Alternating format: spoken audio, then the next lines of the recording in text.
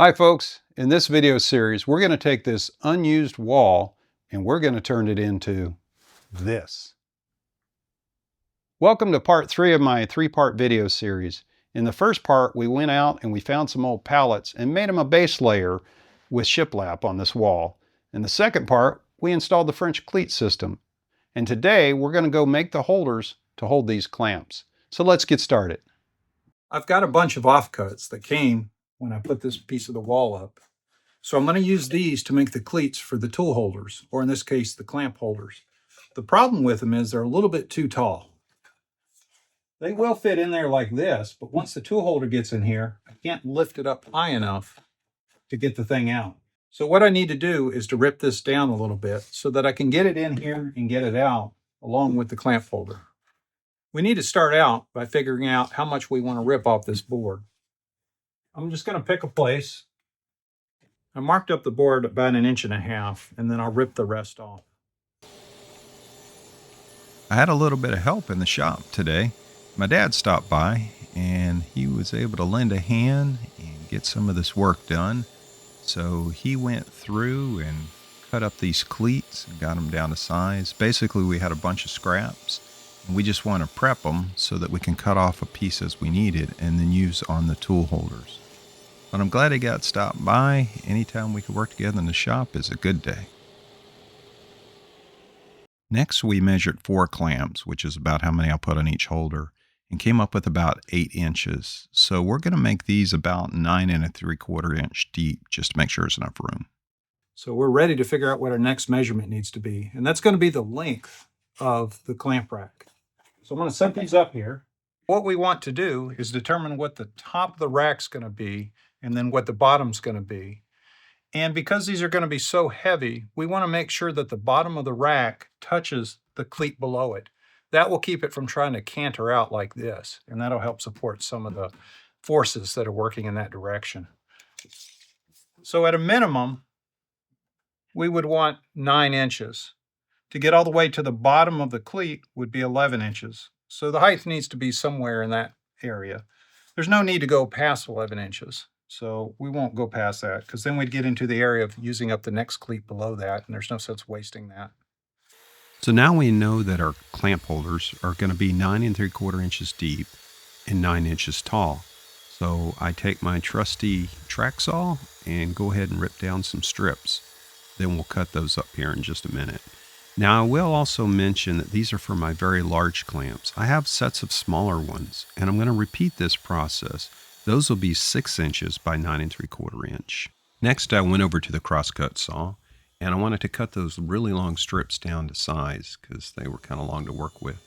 And that allowed us to put them in the table saw sled and then cut them down to the final dimensions. And that's what my dad's doing here right now. And if you're enjoying the content that I'm producing, I really do appreciate it if you do the like and subscribe. That really helps me out a lot. I'm a new content provider, been doing this about 2 months now, I believe. And I've had a lot of support, and I appreciate it. All right, let's finish these up on the table saw sled. Next, we're going to make the spine, and this is the part that's going to go between those 2 panels we just cut. This will take a lot of weight on here. These are going to be 9 inches in length, but they're going to be 1.5 inches wide for my big clamps. For the smaller clamps, I'm doing 1.25 inches. But the process is exactly the same. Now I'm using the table saw sled once again with that stop block, and I'm cutting these to a perfect 9 inches. And I've said it before, and I will say it again. If you don't have a table saw sled and you have a table saw, you really should make one, because these things are nice with the stop blocks and the hold down capability for small pieces. It's really great. Of course, you could use your standard miter saw or a hand saw or even a miter box if you wanted to get this done. Now we're going to take those cleats that we ripped down earlier from the scraps, and we're going to cut a bunch of cleats to the width that we need. And we know that for the big clamps, it's going to end up being 2 15/16, and for the small clamps, they'll be 2.5. Now here's an example of being able to use a hold down clamp when you're using your sled Now, an eagle-eyed viewer may notice that that clamp should probably be on the other side because I'm basically pinching the wood between it and the block. But for these little types of cuts like this, I've never had an issue with that.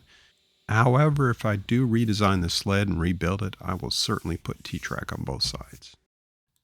And now we're ready for some assembly. So I take a little jig I made and mark where I want to pre-drill the holes for the sides of the clamp holders. And then I use my countersink bit to go ahead and drill those holes out. This gives the screw a nice flush fit when it goes in there. Next, I take my sanding block and just knock down any of the blowout that I might have had. Well, it's finally time to apply some glue. So I go ahead and put a generous amount on there and slather it around and put the panel where I need it, make sure it gets lined up. Now notice I'm using an extra spine to make sure the panel stays horizontal. I put the brad nails in there to make sure it doesn't slip around when I go to apply the screws. Just makes the process a little bit easier. And of course I'm repeating the same process for this other side. And after a little bit of cleanup, we are ready to apply the screws. And somewhere in here is where I figured out that I really need to get a new bit holder because that thing keeps popping out on me. I should also put my rubber mat down to keep my tool holder from sliding around on me there when I'm trying to put those screws in. But in the end, I got it together and decided to do a little test fit. And yeah, I seem pretty proud of myself. Seems like it'll work. Now we move on to applying the cleat, which will allow us to put it on the tool holder wall. Just add a little bit of glue and then brad nail that on, and we'll be ready for the next step. Having two drills in the shop at the same time is really nice because now I can pre-drill with one and drive with the other. Once again, I use my countersink bit to pre-drill those and then apply the screws to the cleat. And we have our first completed clamp holder. As you can see, I went back and I added an extra screw in the middle that attaches to the spine. I had the space available and I figured why not. The spine's actually going to be taking a great deal of the load of this. The side of the holder here is actually going into ingrain plywood. I did see a little bit of separation in the plywood on two of these. I probably could have used a bigger bit on my countersink bit. But that's not a real strong joint right there. And going through the side of the holder into the solid wood, and then two screws in the solid wood, plus glue to hold everything together is where you're really going to get your strength. My dad came back over again, and we started working on the 6-inch version of these clamp holders. So the sides are 6 inches tall instead of 9 inches tall. Now the spine remained 9 inches, and that's so that the spine would hit both the top cleat and the cleat below it to keep those cantering forces at bay. But we got together, started an assembly line, and we were putting these things out pretty darn quick. Now the process is exactly what we did for the large ones. But having that extra set of hands really made short work of all of this. Well, it's finally time to get those clamps up on the wall. So I start adding the French cleats and adding the clamps to those. And as you can see in this process, I'm able to tweak it. If things aren't quite where I want it, I can just move it around. And that's the beauty of this system. It's real quick and easy to do. And even if later, after I go to use the clamps and I realize I'd like to move these around a little bit, again, it's a fairly easy process. If you've been around woodworking any amount of time, you'll hear the statement that you can never have enough clamps. And that's certainly a true statement, but you got to have some place to put those clamps. And that's what this wall is going to help me do.